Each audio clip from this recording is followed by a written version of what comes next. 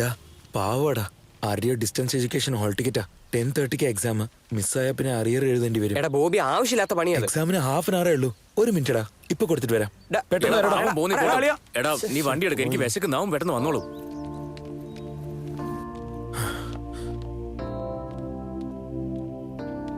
Please sir. ഇല്ല, ഞാൻ പറയുന്നത് കേൾക്ക്. ഹോൾ ടിക്കറ്റ് ഇല്ലാതെ പരീക്ഷ എഴുതാൻ സർ, പറ്റില്ല. ഇതെന്റെ ലൈഫാണ് സർ. ഒരു പ്രാവശ്യം അയ്യോ, കൺസിഡർ എന്നോട് ചെയ്യ് സർ, പറഞ്ഞിട്ട് ഒരു പ്ലീസ് കാര്യമില്ല. സർ. അത് നടക്കില്ല, അതല്ലേ പറയുന്നത്. ഹലോ, എത്ര പറഞ്ഞു കൊടുത്തിട്ട് ഇവർക്ക് മനസ്സിലാവില്ലെന്ന് വെച്ചാ. ശ്ശോ, എന്റെ ദൈവമേ. ഹലോ, പറഞ്ഞോളൂ. അത് അമ്പലത്തിലേക്ക് വന്നതാ. ഈ സമയത്ത് അമ്പലത്തിലോ? അത് ഒരു നേർച്ച, അതൊരു നേർച്ച നേർന്നില്ലായിരുന്നു ഞാൻ. അതിന് വന്നതാ. ആ ശരി, എന്നാ പിന്നെ നീ തൊഴ. അതെ, വളരെ നന്ദിയുണ്ട്. എനിക്ക് നിങ്ങൾ ഒരു താങ്ക്സ് കൂടെ പറയണം. എന്തിനാ? നിങ്ങളുടെ hall ticket. Oh my God, നിങ്ങളൊരു വലിയ ഹെൽപ്പ് എനിക്ക് ചെയ്തിരിക്കുന്നത്. ഒരിക്കലും അത് മറക്കില്ല.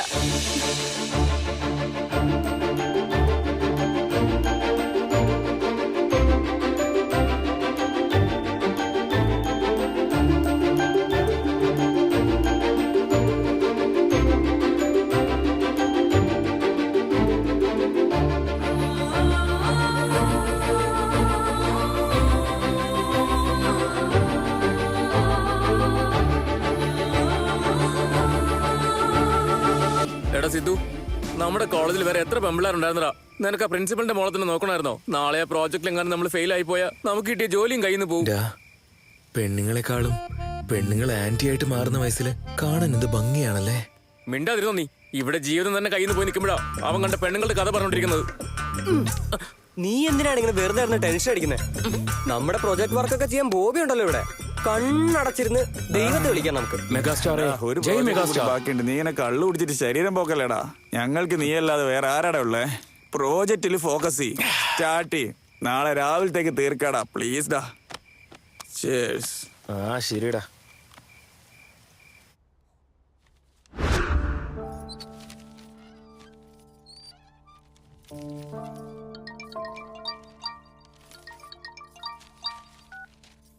എന്താമ്മേ പറ. എന്ത് ചെയ്തോണ്ടിരിക്കാ മോളെ? ഞാൻ രാവിലെ എഴുതിയ എക്സാമിന് എത്ര മാർക്ക് വരുമെന്ന് കൗണ്ട് ചെയ്തോണ്ടിരിക്കുക. ശ്രദ്ധിക്കണേ, നീ പഠിച്ചോണ്ടിരിക്കുകയാണെന്ന് അറിഞ്ഞാ നിന്റെ കെട്ടിയോ ഞങ്ങളെ ആരെയും വെറുതെ വിടില്ല. മോളെ ഹോസ്പിറ്റലിൽ പോയോ? പോയിട്ട് വന്നമ്മേ. ചെറിയ സൈക്കാട്രിക് പ്രോബ്ലം എന്നാ പറഞ്ഞേ. ടെൻഷൻ കൂടിയ അങ്ങനെയൊക്കെ ഉണ്ടാവുന്നാ പറഞ്ഞേ. ടാബ്ലറ്റ്സ് എഴുതി തന്നിട്ടുണ്ട്. ഞങ്ങള് കാരണമാ നിനക്ക് ഈ ബുദ്ധിമുട്ട്. ധൃതിയിൽ അവനെ കൊണ്ട് കെട്ടിക്കുകയും ചെയ്തു. ഞങ്ങളോട് ക്ഷമിക്കണം മോളെ.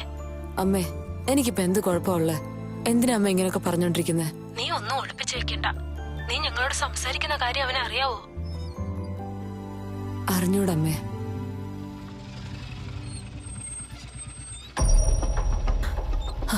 അമ്മേ, അദ്ദേഹം വന്നെന്നാ തോന്നേ. ഞാൻ പിന്നെ വിളിക്കാം.